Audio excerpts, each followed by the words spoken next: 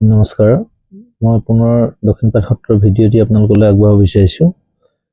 দক্ষিণপাট সত্ৰ ৰজাঘৰীয়া সত্ৰ, ইয়াৰ প্ৰতিষ্ঠাতা জয়ধ্বজ সিংহ।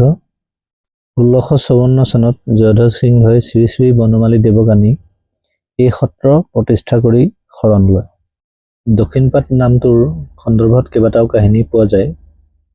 ঐতিহাসিকভাৱে দক্ষিণপাট নামে ঠাইত সত্ৰ প্ৰতিষ্ঠা হোৱাৰ বাবে ইয়াৰ নামো দক্ষিণপাট হয়।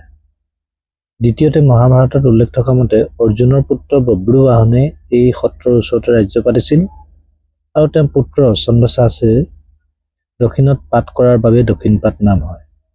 অন্যহাতেদি দক্ষিণ বুলিলে ব্ৰহ্মপুত্ৰৰ দক্ষিণ দিশ আৰু পাট বুলিলে বন্দৰ তথা বাণিজ্যিক কেন্দ্ৰকো বুজায়। আমি নামগৃহত সোমোৱাৰ আগত বৰ্তমান মডাৰ্ণাইজেশ্যনৰ এটা ৰূপ আমি দেখিবলৈ পাওঁ আৰু আমি সকলোৱে গৈ সত্ৰভাগে ভিতৰলৈ যাবলৈ যোজা কৰিছোঁ। সকলোৱে গৈ আছে। আমি এনেকৈয়ে গৈ সোমালোগৈ সত্ৰভাগৰ ভিতৰত।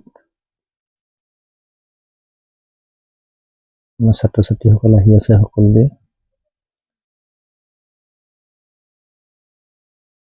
সকলোৱে ইয়ালৈ আহি এটা ভক্তিমূলক পৰিৱেশ, এটা সুন্দৰ পৰিৱেশ আমি সকলোৱে উপভোগ কৰিলোঁ আৰু আমি এতিয়া সত্ৰভাগৰ ভিতৰত প্ৰৱেশ কৰিছোঁ। দক্ষিণপাট সত্ৰৰ উপাস্য দেৱতা যাদৱৰায়ৰ উপৰিও বিগ্ৰহৰ দুয়োকাষে বৃন্দাবন চন্দ্ৰ, বৈকুণ্ঠনাথ, ভুৱনমোহন, বলভদ্ৰ, কল্যাণ ৰায়, ব্ৰজনাথ, লক্ষ্মীনাথ, অচ্যুতানন্দ, মদন গোপাল, বাসুদেৱ আৰু মাধৱৰায়ৰ পূজা কৰাৰ এক পৰম্পৰা আছে। বাহিৰত দুই এপদ মডাৰ্ণাইজেশ্যন হৈছে যদিও সত্ৰভাগীৰ গৃহটিত আমি ইয়াৰ প্ৰভাৱ বেছি দেখিবলৈ পোৱা নগ'ল, যিহেতু ইয়াৰ খুঁটাবিলাক চালোঁ আমি মাৰলিলৈকে সকলোবিলাক কাঠৰ আৰু কাঠেৰে নিৰ্মিত। গতিকে ইয়াত আমি তেনেকুৱা কোনো বিশেষ প্ৰভাৱ নেদেখিলোঁ। ভাল লাগিলে তেওঁলোকে পুৰণি বস্তুখিনি সংৰক্ষণ কৰি ৰাখিছে। আমাৰ সকলোৱে নিজৰ নিজৰ কেমেৰাত এইবিলাক বন্দী কৰিবলৈ চেষ্টা কৰি আছে।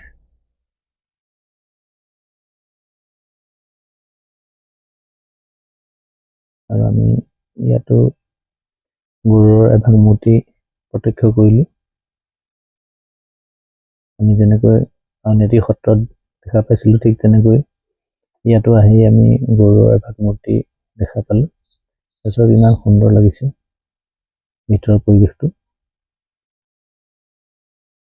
সঁচাকৈ বহু আনন্দিত হ'লোঁ। এটা ভক্তিৰ ভাৱ আপোনা আপুনি প্ৰত্যেকৰ মনলৈ আহিব যদি আমি সত্ৰগৃহলৈ সোমাই যাওঁ। ইয়াত সম্পূৰ্ণ এটা আধ্যাত্মিক পৰিৱেশ বিৰাজমান চাৰিওফালে। সত্ৰভাগী অতিকৈ মনোমোহা, ভাল লাগিলে আমাৰ সকলোৱে। আমাৰ ছাত্ৰ ছাত্ৰীসকলো ব্যস্ত হৈ পৰিছে। তেওঁলোকে যিমান পাৰে সমলবিলাক গোটাবলৈ চেষ্টা কৰিছে আৰু ইয়াতে আহি আমি ধূপ বন্তি জ্বলাইছিলোঁ। আমাৰ ছাত্ৰ ছাত্ৰীসকলে ইয়াতে জ্বলাইছে ধূপ বন্তি আৰু এয়া সভাগৃহত তেওঁলোকেও পুনৰ চাইছেগৈ। আৰু এইফালে শাৰী শাৰী গৈ ঘৰবিলাক আছে।